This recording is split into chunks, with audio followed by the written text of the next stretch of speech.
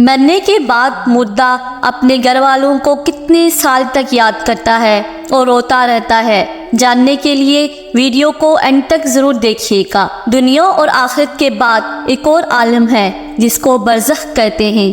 مرنے کے بعد اور قیامت سے پہلے تمام انس و جن کی ارواح حسب مراتب اس میں رہنا ہوتا ہے، اور روح کہیں بھی ہو جسم کے ساتھ اس کا تعلق رہتا ہے۔ قبر پر آنے والوں کو پہچانتی ہے، اور یہ کہنا کہ فلاں کی روح فلاں کے اندر چلی گئی یا اس نے دوبارہ جنم لے لیا، یہ عقیدہ قرآن و حدیث کے خلاف ہے۔ حدیث شریف میں ہے، جب مسلمان مرتا ہے اس کی راہ کھول دی جاتی ہے کہ جہاں چاہے جائے۔ سعید بن مسیب رضی اللہ تعالی عنہ سے روایت ہے، حضرت سلمان فارسی عبداللہ بن سلام رضی اللہ تعالی عنہ سے ملے اور ایک دوسرے سے کہا، اگر مجھ سے پہلے انتقال کرو تو مجھے خبر دینا وہاں کیا پیش آیا ہے۔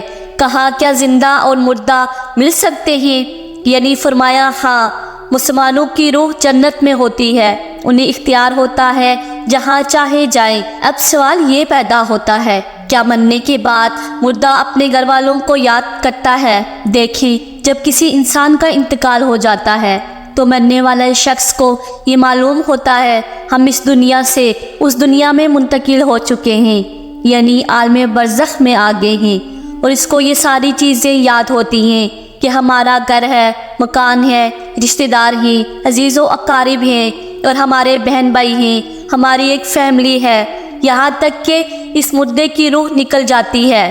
جب اس کو دفنایا جا رہا ہوتا ہے تو اس وقت وہ مردہ اپنی آنکھوں سے ساری چیزیں بھی دیکھ رہا ہوتا ہے، یعنی کہ اس کی جو روح ہوتی ہے وہ ان ساری چیزوں کو دیکھ رہی ہوتی ہے۔ اس کو یہ پتہ ہوتا ہے اب ہمیں کفن پہنایا جا رہا ہے، اب ہمارا جنازہ اٹھایا جا رہا ہے، لہٰذا نیک بندہ تو یہاں تک کہتا ہے جب اس کے جنازے کو لوگ اٹھاتے ہیں تو کہتا ہے، اے لوگو، جلدی مجھے لے کر قبرستان کی طرف چلو اور بہت جلدی میرے اصلی ٹھکانے میں یعنی قبر کے اندر پہنچا دو، کیونکہ اس کو موت پر ہی پتہ چل جاتا ہے اس کے آگے ہونے والا کیا ہے، یعنی آگے آنے والے جو مراحل ہیں وہ اچھے ہیں اس کے لیے ہیں، آسان ہیں یا سخت ہیں، مشکل ہیں تو پہلے ہی پتہ ہو جاتا ہے، کیونکہ روح نکلنے وقت جو سختی ہے روح نکلنے کی اسی سے مردے کو محسوس ہو جاتا ہے۔ تو بندہ مومن کہتا ہے، مجھے جلدی لے کر چلو اور مجھے قبر کے اندر اتار دو، میرے اصلی ٹھکانے تک پہنچا دو۔ آقا علیہ السلام نے ارشاد فرمایا، دنیا مومن کے لیے قید خانہ ہے اور کافر کے لیے جنت ہے۔ جو گناہگار، فاسق، فاجر، بے نمازی انسان ہوتا ہے وہ چیخ چیخ کر یہ کہنے کی کوشش کرتا ہے کہ اے لوگو، تم مجھے کہاں لے کر جا رہے ہو؟ اے میرے بچوں، اپنی فیملی سے کہتا ہے، میں نے اپنے بچوں کے لیے بہت زیادہ کمایا، ان کے لیے گھر مکان بنایا، اب تم ہمیں ہمارے گھر سے نکال کر اندھیری قبر کوٹھڑی کے اندر کہاں ڈالنے جا رہے ہو؟ اسے بہت گھبراہٹ ہو رہی ہوتی ہے، وہ اپنی زبان حال سے کہنے کی کوشش کرتا ہے، اے لوگو، مجھے مت لے کر جاؤ۔ بہرحال اس کو جب قبر کے اندر رکھ دیا جاتا ہے، اس کو یہ پتہ ہوتا ہے اب ہم قبر کے اندر ہیں، اور ہماری فیملی ہماری پچھلی دنیا میں جس میں ہم پہلے تھے وہاں ہماری فیملی، ہمارے رشتہ دار موجود ہیں، یہاں تک کہ جب کوئی انسان اپنے کسی مردے کی قبر پہ جاتا ہے تو وہ مردہ اس قبر پہ آنے والے کو بھی پہچان لیتا ہے، یہ ہمارا فلاں شخص ہے۔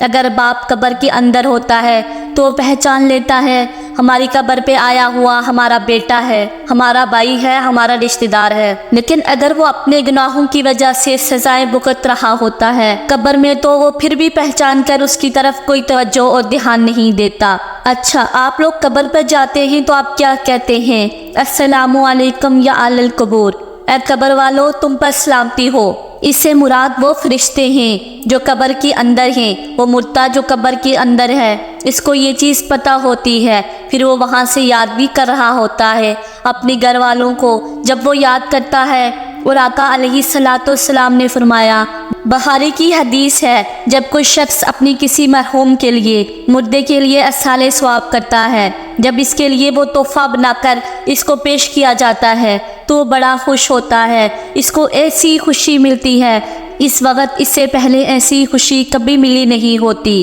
جب کوئی بندہ کسی کے لیے احسان ثواب کرتا ہے اس وقت اس کو خوشی ملتی ہے، وہ بہت زیادہ خوش ہوتا ہے۔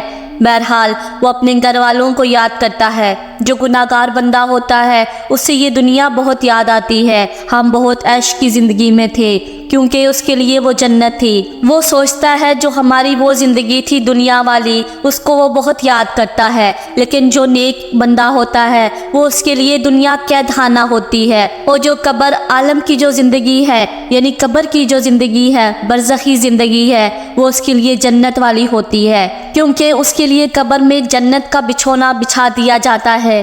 نیک بندے کے لیے قبر میں جنت کی کھڑکی کو کھول دیا جاتا ہے، اس کو جنت کا لباس پہنا دیا جاتا ہے، جنت کی خوشبوئیں قبر کے اندر محسوس کرتا ہے۔